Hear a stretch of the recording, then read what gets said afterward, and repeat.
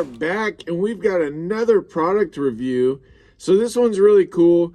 It's basically a smoke testing machine. So you can find leaks on your car or truck. And this was provided to us to test out and to kind of show how it works. So we're going to walk through, we're going to unbox it, do all that kind of stuff. All right, so check this bad boy out. So this is the Ancel, there we go, Ancel 100, S100, and this thing's pretty awesome. Look how compact it is, so that's pretty cool. Check it out. All right. Nice, okay. Very well boxed. There we go. All right, so you can see, this is kind of what we're dealing with here. So they give you the system.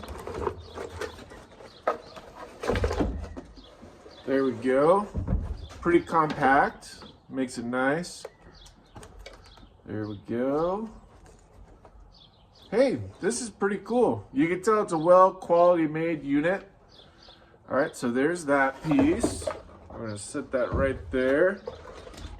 Of course, you have your power cables. Boom, you need those. Of course, you've got your testing hose. Boom.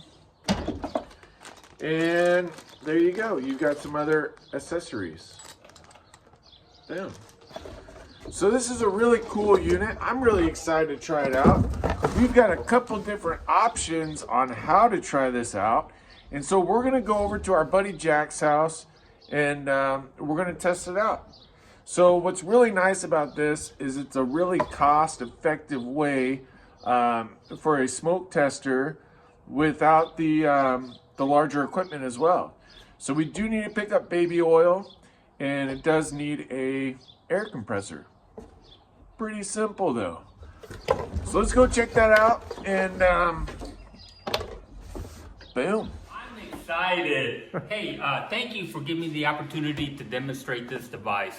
I like smokers. They have saved me troubleshooting problems, made the time quicker in finding the solutions. They're easy to set up, and that's what we're going to do right now. First thing that we get out of the box is we have to put our unit together. That means that we have to put the little air chuck in there.